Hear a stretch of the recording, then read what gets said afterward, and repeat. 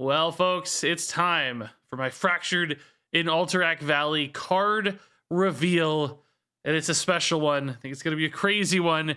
It's Shadowcrafter Scabbs. That's right, the hero card for Scabbs and for Rogue, coming in at 7 mana, and this crazy battle cry. It's going to look a little familiar. Battle cry: return all minions to their owner's hands. On top of that, left behind after the vanish, you're going to summon 2 4/2 shadows with stealth. Now, of course, Scabbs also gives you a new hero power. It's called Sleight of Hand. It's 0 mana. 0 mana hero power, and it reads: the next card you play this turn costs 2 less. So essentially, some mega discounts every single turn for 0 mana on Sleight of Hand. Now that we've broken that down, let's go ahead and take a look at Shadowcrafter Scabbs in action. Keep your enemies close, and your shins closer.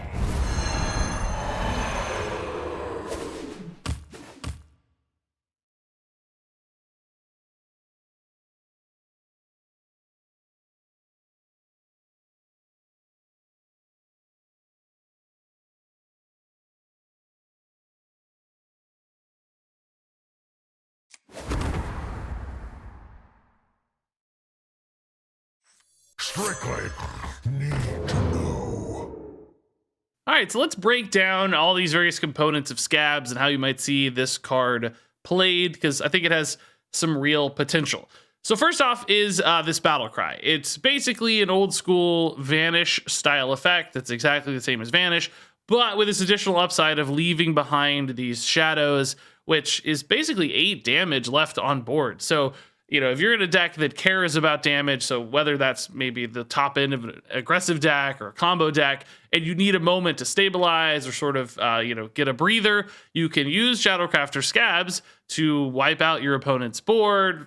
Also takes care of any death rattles as that Vanish style effect, and then deposit these 4/2s down, which, potentially present 8 damage to your opponent's face if they can't resolve the 4/2 bodies, if they don't have that consecration, for instance. Please don't have consecration. Please don't have consecration. Now, on top of that, it's also got the normal benefits and bonuses of Vanish, where you can bounce your own stuff back to hand. So you have some really high value battle cries, vanish those back into hand.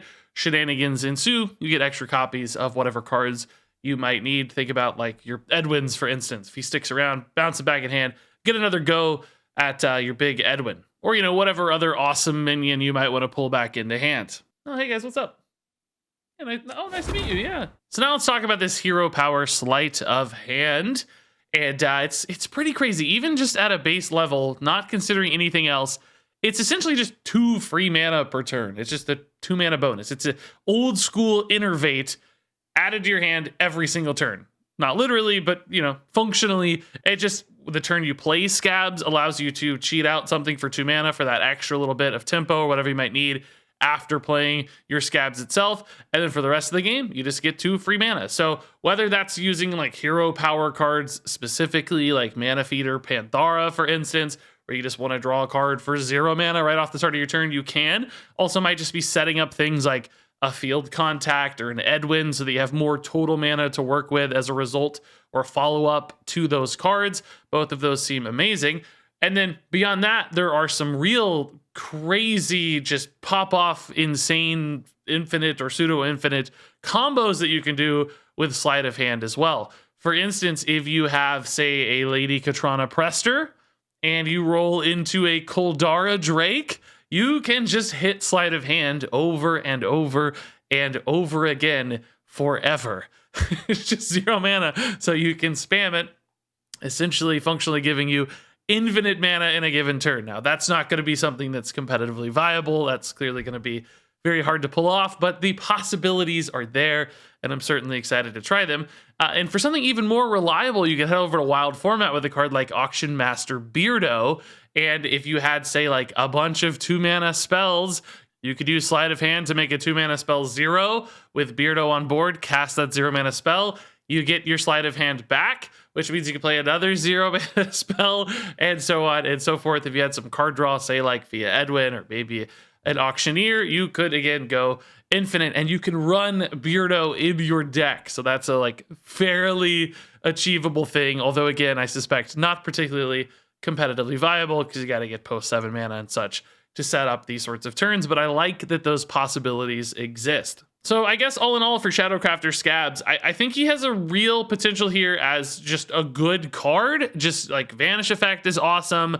A swingy Vanish Effect with these stealths left behind gives him a few potential outlets for decks to run. And you've also got this really fun side of Shadowcrafter Scabbs as well, where you can do crazy combos and shenanigans and pop-offs with his hero power. So between the two, I think Scabbs will be a particularly popular card. I think people are going to really enjoy playing this one. I certainly will myself. I can't wait to get my hands on that sleight of hand hero power and try some crazy stuff out here with Shadowcrafter Scabbs. So that said, I'm actually really curious what you guys are going to plan to do with Scabbs. What decks are you going to play Scabbs in? How do you think he's going to be best utilized, whether for shenanigans or for competitive play? I'd like to hear all those thoughts and more down there in the comments below.